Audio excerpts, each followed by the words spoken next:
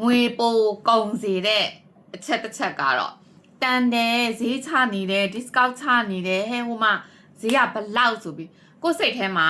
ကိုတက်နိုင်တဲ့ငွေပမာဏတွေကိုတိတိတော်တော်တွေနဲ့သုံးနေကြလူတွေဆိုလို့ရှိရင်ဈေးချတာနဲ့တန်တယ်လို့ထင်သွားတယ်လူတချို့ကဈေးတက်တာရင်ဈေးပေါ်ရင်တန်တယ်လို့ထင်သွားတယ်အဲ့တော့ငွေပမာဏအပေါ်မှာမူတည်ပြီးတော့တန်တယ်လို့ထင်တဲ့ခံစားချက်ရှိနေမယ်ဆိုရင်ကိုဟာကိုတက်နိုင်တဲ့ငွေပမာဏတွေကိုတွေ့တိုင်းဒါလေးကလည်းတန်တယ်69ဘတ်လည်းတန်တယ်59ဘတ်လည်းတန်39ဘတ်လည်းတန်တယ်29ဘတ်လည်းတန်တယ်ဟုတ်လား199ဘတ်ဆိုတန်တယ်3000ဆိုတန်တယ်2000ဆိုတန်တယ်9000ဆိုတန်တယ်အေးဒီလိုမျိုးတိတိတော်တော်တွေကိုတန်တယ်လို့ထင်တဲ့ခံစားချက်ကိုပိုက်ထားသည်မြကိုသုံးတဲ့အရာအပေါ်မှာပစ္စည်းရဲ့အရေးအသွေးတွေကိုထက်မတွက်ဖဲ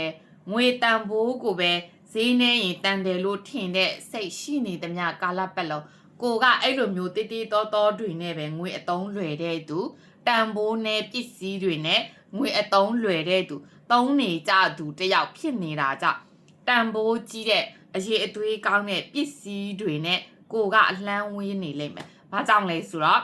ကိုကတန်ဖိုးကြီးတဲ့ပစ္စည်းတွေငွေအဖြစ်တန်ဖိုးပြောင်းနိုင်တဲ့အရာတွေကိုအဲ့ဒီတေးသေးလေးတော်တေးသေးတော်တော်ပတ်စံတွေကိုမတုံးမဲနဲ့စုပြီးတော့ဝယ်နိုင်တဲ့အခြေအနေကိုမတိဆောက်နိုင်တာကြောင့်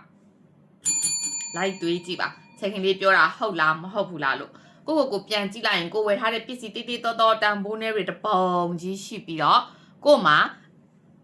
တန်ဖိုးကြီးတဲ့ငွေဖြစ်တန်ဖိုးပြောင်းလို့ပြောင်းရလွယ်တဲ့ပစ္စည်းတွေတော့ကိုမှနည်းနေလိမ့်မယ်ဒါကြောင့်မလို့ကိုရဲ့ငွေသုံးတဲ့နေရာမှာကိုဘယ်လိုမျိုးတွက်ချက်ပြီးတော့သုံးတဲ့သူလဲအရေးအတွက်များဆိုရင်တန်တယ်ထင်ပြီးဝယ်တဲ့အကျင့်ရှိတဲ့သူလားအေးဒါဆိုလို့ရှိရင်တော့ကိုပြုပြင်ပြောင်းလဲတင်တာလေးတွေပြုပြင်ပြောင်းလဲပြီးတော့တန်ဖိုးကြီးတွေဝယ်နိုင်တဲ့လူတစ်ယောက်ဖြစ်အောင်စနစ်တကျငွေစီမံတော်တဲ့သူတွေဖြစ်ပေးပါနော်ကျေးဇူးပါတကယ်လို့များငွေစီမံခန့်ခွဲနည်းတွေကိုအသေးစိတ်တင်ယူလေ့လာကြည့်တယ်ဆိုလို့ရှိရင်တော့ချက်ခင်လေးမှာဉာဏ်ပညာနဲ့ငွေစီမံနည်းသင်တန်းရှိပါတယ်ဒီဗီဒီယိုကို scan shot လုပ်ပြီးတော့လာတဲ့သူကအထူးစီနဲ့ရအောင်မယ်နော်လူဦးရေရောကန့်တက်ထားတာမလို့အထူးစီမိအောင်လို့အမြန်ဆုံးလာ join ပါကျေးဇူးပါချက်ခင်လေးပါ